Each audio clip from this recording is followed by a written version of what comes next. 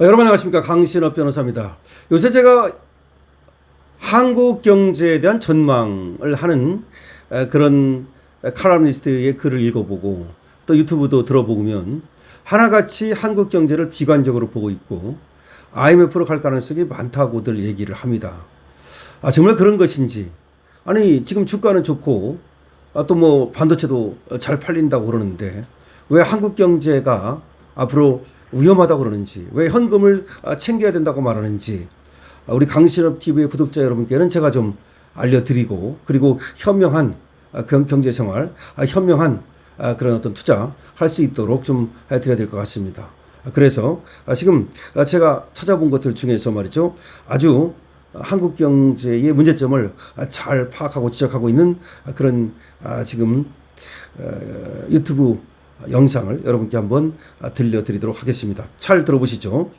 경제가 붕괴된 국가들의 공통점은 정확히 5가지입니다. 첫 번째, 화폐 가치가 폭락한다. 화폐 가치가 계속해서 떨어집니다. 그래서 그렇죠. 화폐가 화폐로서 더 이상 작동하지 않게 되고 경제가 마비되기 시작합니다. 그리고 두 번째, 물가랑 환율이 폭등을 합니다. 화폐 가치가 하락하게 되니까 수입품이나 원자재나 석유의 가격이 전부 폭등하게 되고 결과적으로 물가랑 환율도 폭등을 하게 됩니다. 그렇죠. 세 번째로는 금리가 폭등을 한다입니다. 하이퍼 인플레이션을 막기 위해서 물가랑 환율이 너무 치솟으니까 이걸 막으려고 금리도 우리가 같이 금리 높이게 올라가고 돼요. 있죠. 그러면은 금리를 올리게 되면은 경제가 억눌러지는 효과가 생깁니다. 하이퍼 인플레이션은 발생하지는 않지만 결과적으로 이자율이 폭등해서 서민들의 금융 거래가 완전 마비됩니다. 네 번째, 자산 가격이 폭등을 합니다. 주식이나 부동산은 원래 부자의 전유물이죠. 부자일수록 더 많은 주식과 부동산을 갖고 있는 게 어떻게 보면 당연한 거예요. 근데 초고금리화로 이제 금리가 높아지게 되면은 대출이 어려워지기 때문에 서민들이 대출을 받아서 투자를 해서 경제적 자유를 이루는 이런 시스템이 아예 불가능해지죠. 그래서 빈익빈 부익부가 더 이상 손 쓸 수가 없을 정도로 크게 벌어지게 됩니다. 자, 결국 제가 지금 방금 말씀드렸던 이 4가지는 나라를 망국으로 가게 만드는 확실한 전략이라고 보셔도 될 것 같아요. 지금까지 이렇게 튀르키예랑 이란과 베네수엘라가 망했고 현재 대한민국은 정확히 위 4가지가 동시에 작동하기 시작한 이런 상황입니다. 한국은 현재 정권 교체가 끝나고 나서 작년부터 전 세계 최고 수준으로 화폐 가치가 빠르게 하락을 하고 있습니다. 그렇죠. 통화 가치 하락률이 세계 1위였다. 이게 이제 작년 기사고,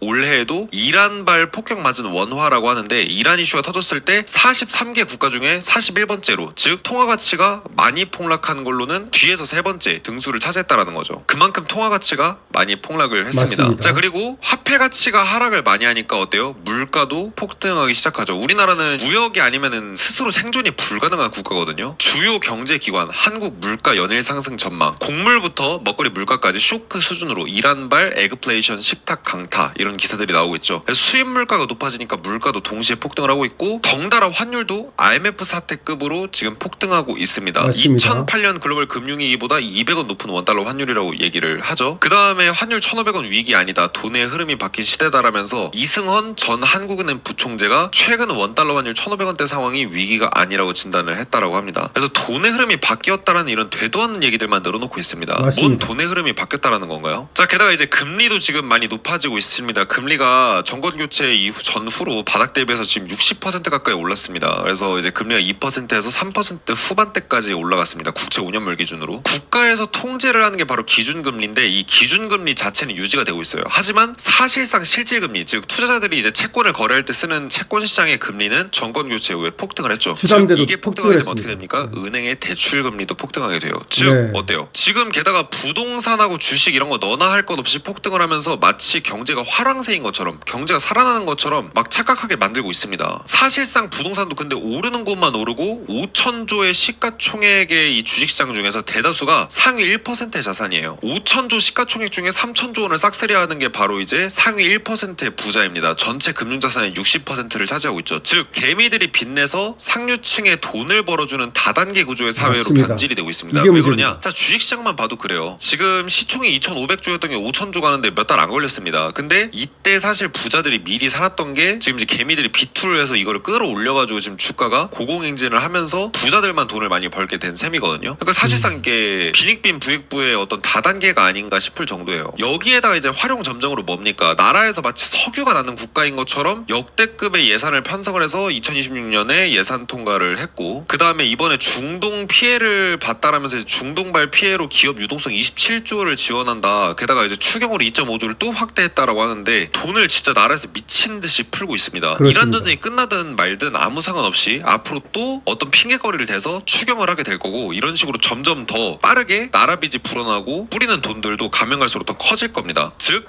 확실하게 나라가 망할 수밖에 없는 구조로 가고 있다라고 보셔도 될 것 같아요. 왜냐? 터키, 베네수엘라, 이란이랑 똑같은 구조로 가고 있기 때문입니다. 사실 아까 제가 5개를 말씀드린다 하고서 딱 4개만 말씀드렸는데 마지막 5번째를 사실은 말씀 안 드렸어요. 그 5번째가 뭐냐면은 바로 공산주의화입니다. 앞서 말씀드렸던 우리 이제 나라처럼 화폐 가치 폭락, 물가, 환율, 금리, 자산 가격 폭등 이 모든 것들을 겪어온 이 베네수엘라, 이란, 튀르키예는 모두 독재 국가입니다. 독재가 끝난 국가고 독재가 시작하면서 이렇게 경제를 망가뜨리는 이런 패턴이 이어졌었는데 회사를 경영하는 사람은 CEO예요. 하지만 나라를 경영하는 사람은 정치인이죠. 즉 정치가 잘못되면 나라가 확실하게 망가집니다. 그렇기 때문에 우리가 정치에 관심을 가져야 되는 거고 지금 우리나라가 독재 국가들이랑 지금 똑같은 지금 경제 시스템으로 지금 가고 있다라는 게 화폐 가치, 물가, 환율, 금리, 자산 가격 모든 걸 봐도 알 수 있는 내용이에요. 부자들보다는 사실은 서민하고 중산층이 사실은 정치에 더더욱 관심을 가져야 됩니다. 왜냐고요? 부자는 이미 자산도 많고 현금도 많아요. 그래서 사실은 어떻게든 살아남을 수가 있습니다. 어디 나라를 가도 살아남을 수가 있고요. 그리고 생존이나 부자가 될 수 있는 기회를 박탈당하고 위협받는 거는 서민하고 중산층이 직접적 타격을 받습니다. 그래서 저도 결국은 유럽으로 이민을 준비하고 있는 상황이에요. 왜냐면 우리나라의 세금 앞으로 더 높아질 거고 그 다음에 정치적 불안, 경제 붕괴 이런 것들이 피할 수가 없는 문제이기 때문입니다. 제가 그러면은 나라를 버리고 떠나는 사람 같이 느껴지실 수도 있는데 베네수엘라도 2014년 이후로 790만 명이 탈출해서 전 인구의 20%가 빠져나갔습니다. 우리나라로 치면은 5천만 명 국민이니까 1,000만 명이 빠져나간 거예요. 해외로. 그 정도로 베네수엘라도 사람이 많이 빠져나갔고요. 튀르키예 같은 경우에도 대학 졸업자의 이민이 25%가 증가했습니다. 대통령이 독재 시작하고 나서 대학 졸업자들이 이민을 많이 가기 시작했고 국민의 절반이 이민을 희망하고 있고 젊은 층은 75%가 이민을 희망하고 있습니다. 이란 같은 경우는 혁명 전에는 50만이었다가 현재 310만 명이 해외에 거주하고 있고 앞에 세 국가가 모두 경제가 붕괴되기 전후로 독재가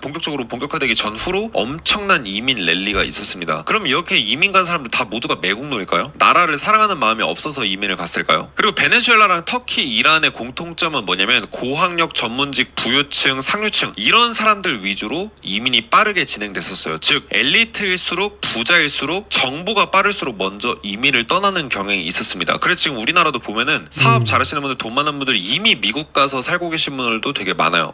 지금 우리나라 뭔가 위험하다 이렇게 생각하시는 분들이 많거든요. 저는 사실은 대한민국을 사랑합니다. 하지만 생존하려면 이민을 가는 거 외에는 어쩔 도리가 없다라고 생각이 저는 들었어요.